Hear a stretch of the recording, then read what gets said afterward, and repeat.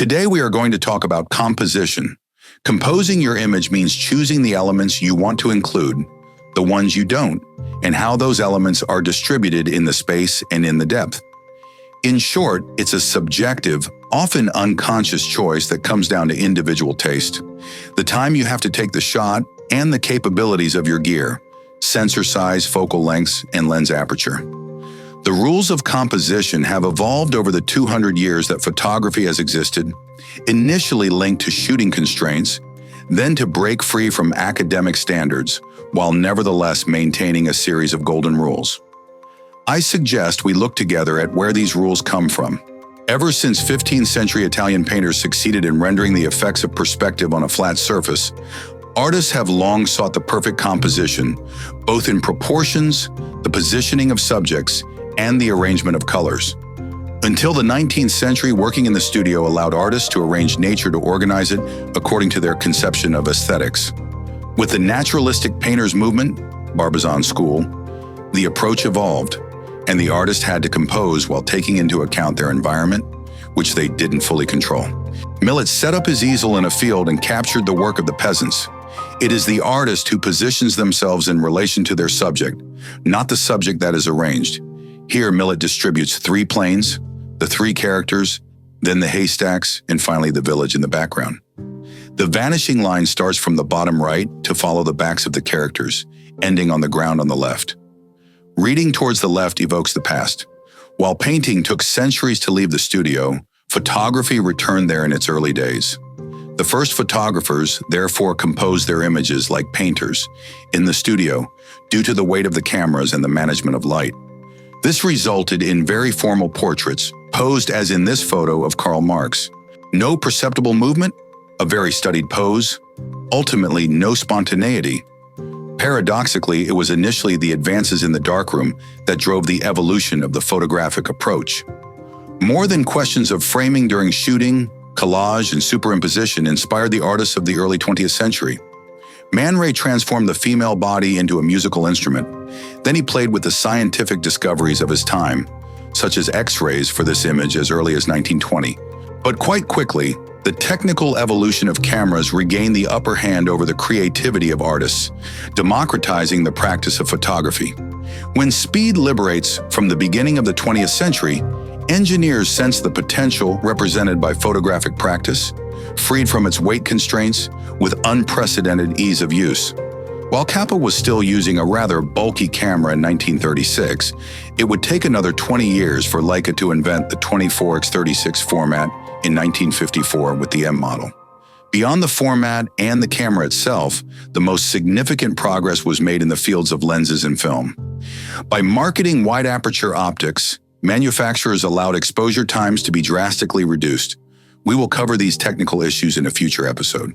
Today, having a lens that opens to f1.2 is no longer reserved for professionals.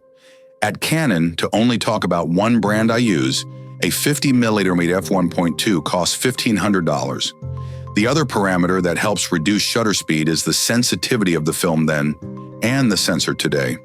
Kodak offers a black and white film at 3200 ISO, which makes it possible to maintain manageable speeds even in very low light. Photography was thus able to break free from academic rules to conquer the streets, battlefields, and sports fields, meaning to capture movement. Modernism then replaced pictorialism. Yet some rules of composition seem immutable. Thus, despite the freedom that technique allows, the rule of thirds, so often used in painting, remains a golden rule. The challenge is therefore to compose an image of movement, captured spontaneously, while composing according to this sacred rule. Cartier-Bresson summarizes this constraint by reminding us that even if the rule guides us and composition is essential, it remains very intuitive at the moment of taking the shot. Cartier-Bresson hoped that manufacturers would never have the idea of engraving a grid on viewfinders, an option that many of us activate on our modern cameras.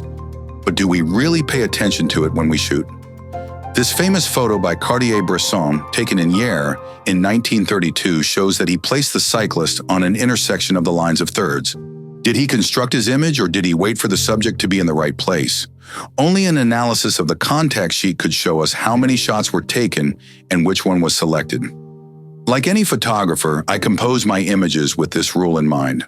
Practicing a lot of landscape photography with a rather slow shooting process, I have time to compose, to make choices, even if it means breaking free from the thirds. Sometimes framing dead center allows for a deliberate and particular rendering. This is the case with a wide angle, such as this classic shot of a pier, or by emphasizing the effect of symmetry as often seen in architectural photography. When Nikon invented the SLR, single lens reflex, with the F model in 1959, it democratized photography by opening it up to the general public. Canon, Pentax, and many others followed. Nikon equipped the viewfinder with a focusing aid more practical than the rangefinder. Two half circles that align when the focus is achieved. Many amateurs would focus on the main subject of the image, but forget to decenter their composition. Thus, many photos from this era place the subject at center in the frame. The art of forgetting the rules, as in all fields, knowing the rules allows you to break free from them. The main thing is to maintain an intention. As we have seen, framing dead center can make sense, just like giving the impression that the subjects are not organized. These are all the aspects that I propose to address during my workshop dedicated to composition, by experimenting in the field with the implementation of these rules. Street photography lends itself well to this exercise because the constraints are numerous. Fleeting moments, imposed positioning, changing light. Together, we will see how to get the best out of what is often based on the photographer's intuition.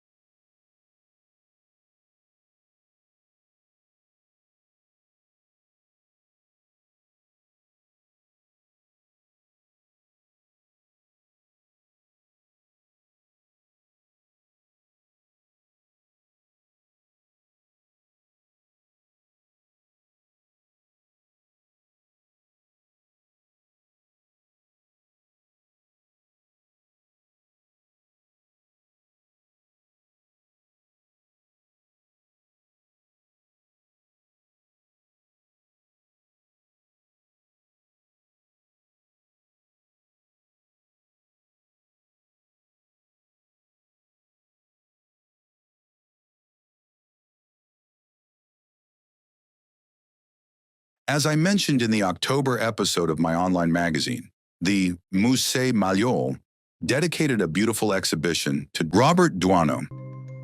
This humanist photographer left his mark on Paris from the 1930s to the 1980s with his images. Armed with his Rolleiflex Obas or his Oblaika, his pictures are imbued with poetry, humor, and a deep tenderness for humanity. I could have shot a video of my visit to the Robert Doisneau exhibition, but I prefer to take you in his footsteps, as I did during a day of photographic exploration in Paris.